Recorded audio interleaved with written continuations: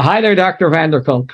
Pleasure to Hi, talk to Jonathan. you again. Good to So, see you. a question that comes up often amongst our alumni is how do we deal with the concept of, a result of trauma is often depression and anxiety, and people survivors tend to really beat themselves up over having a reaction like depression and anxiety. And I know in the past we have talked about this concept, and of course your body keeps the score book.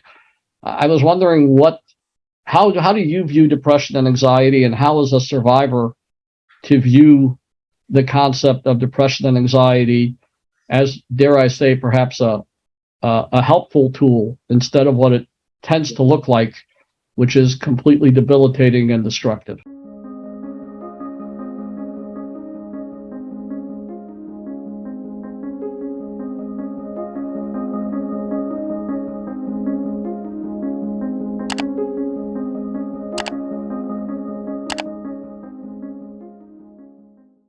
Well, I would, for starters, I would not say that all depression or anxiety is caused by trauma. So trauma doesn't explain everything.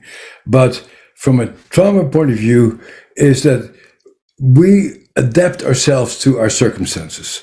And we become who we are as an adaptive creature.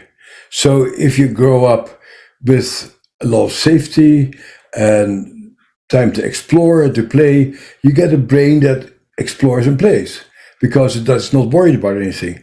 If you're worried whether you're going to get hit or criticized or molested, then you get a brain that's on alert for danger. And that being alert for danger manifests itself as having temper tantrums, becoming explosive, or becoming chronically anxious for fear that something bad is going to happen to you. And that has their roots. And basically in trauma, I would talk about it as parts. And a part of you is wired to be always on the alert for trauma. And the way you go after that is to really see what function that has served for you to make yourself feel safe. That all of these behaviors start off as a way of trying to protect whatever is left of you in the face of danger. And so at some point, being on the alert and being always nervous paid off because you really did not, or you learned to more or less not always enrage the people around you or trigger them. So you learn to maneuver to minimize things. But then when the circumstances change, you are still living with that brain that was very good for those conditions. And now let's say you hook up with somebody who you enjoy, who enjoys you, you still are likely to behave as if you're in that old situation, and you superimpose it on the current situation, and that causes trouble in your current relationship, because in your current relationship, your partner wants you to feel safe and open-hearted. And so you need to learn new patterns with that new person. And I think the best way of doing that, in part, is to really see how these behaviors evolved and to be grateful for these behaviors for having helped you back then. The common response, the normal response, is to feel ashamed about having those behaviors. But once you realize that these behaviors have helped you to survive as well as you could, you go like, that's all I could do. That's not anything shameful about it. When I listen to the people I work with and I listen to their stories, I hardly ever feel like, oh, how can you be so stupid to feel that way or to behave that way? When I hear what people put up with, I always go like, I wonder if I could have done any better given those circumstances. I never think, oh, I would know how to deal with that. No, if I'd been 3 years old, the same thing would happen to me. I probably wouldn't have done as well as you. And so that's a very good start. And there's also a feeling you need to get about yourself. When you think about yourself as a 4-year-old, as a 12-year-old, as a teenager, and you think about all the stupid things you did, and you really go back there and see who you were back there, you go like, yeah, That's what 16-year-olds do. Yes, that was a reaction back then, because back then I did not know what I know today. And so I think all recovery to some degree start with self-compassion and self-forgiveness for the role that you played in your own trouble. And so it is fairly easy, although even that's not that easy, to see how certain people out there have hurt you. But is more challenging even is the degree to which that old event lives inside of you and you do to yourself what people used to do to you. You know, I used to think there was something wrong with me. Why was I always on edge? Why did a small tone shift or a quiet moment make me feel like I was in danger? I didn't have the words for it back then, but now I do. It was trauma. Not always the big, obvious kind, but the slow, quiet kind that rewires your entire nervous system. And here's the truth. Trauma doesn't explain everything. Not all anxiety or depression is caused by it, but when it is, it runs deep.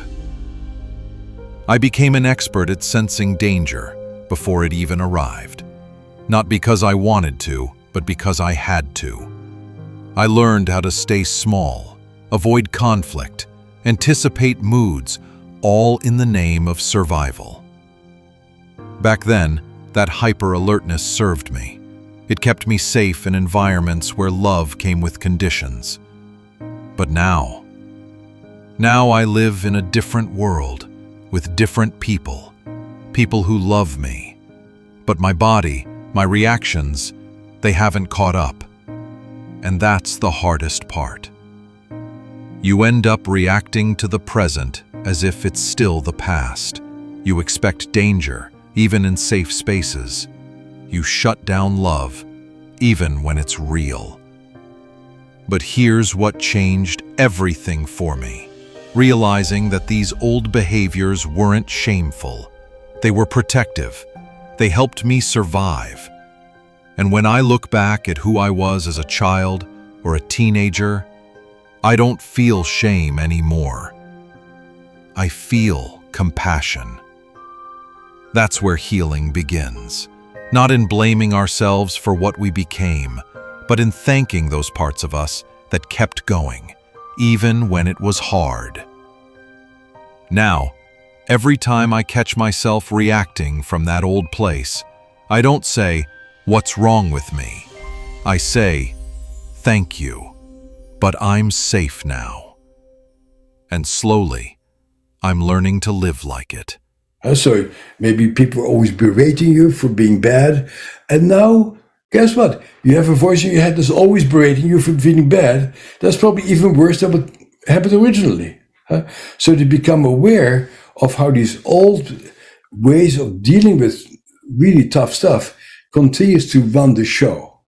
And then once you see, I needed that back then, and to become aware of right now, you can really begin to make a separation between you there and you now.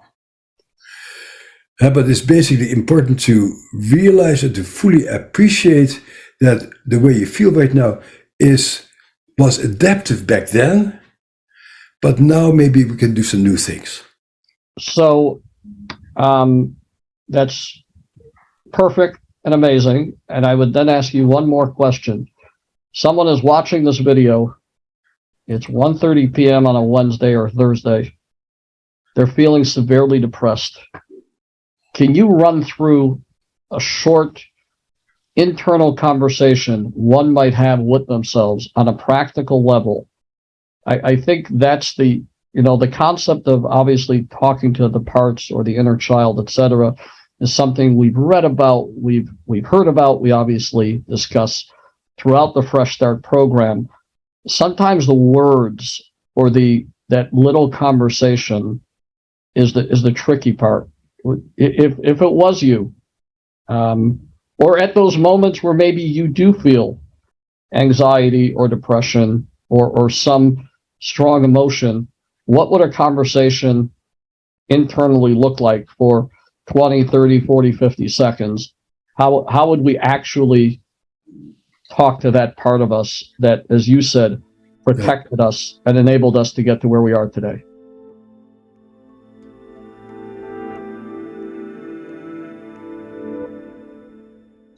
Well, the first thing that comes to mind is that depression, in the context of trauma, is very much about there's nothing I can do to change the situation. So at the core of depression is a sense of physical immobilization. And what people tend to do when they feel depressed is to stuff themselves with food, to watch screens, to play computer games, and to become physically paralyzed. There is a very core thing about moving that gives you a feeling of physical vitality. And, the research has shown for many years, although your psychiatrist won't probably be familiar with it, is that by and large, good exercise is more effective for treating depression than any pill that we have. And what we really should be doing if we feel depressed, we should have a routine of moving our bodies. And almost every human being, if they get into a routine of having a yoga class regularly, going for a bicycle ride regularly, going swimming regularly, playing squash regularly, doing something with your body that engages your body in activity, that is probably the single most important way of physical movement. Yeah. Even when you feel absolutely miserable. Yes. Is you don't feel like doing anything, and yet you have to say, come on. You need to take yourself by the hand and say, we are going to go for a walk. Oh, so you just said you need to take yourself by the hand. So what is that conversation with yourself? The conversation is like, out of bed.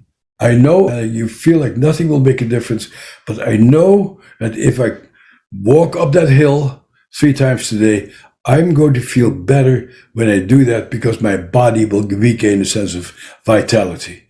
If I get to hit a tennis ball against other people, I'll get off the court with the sense that my body can do something. So at the core, any kindergarten teacher knows that if kids get upset, you start doing things to restore a sense of agency in your body. Okay, now for those that will say, I hear, but I literally can't get out of bed. I literally can't take that step. What might the conversation with that part of them look like?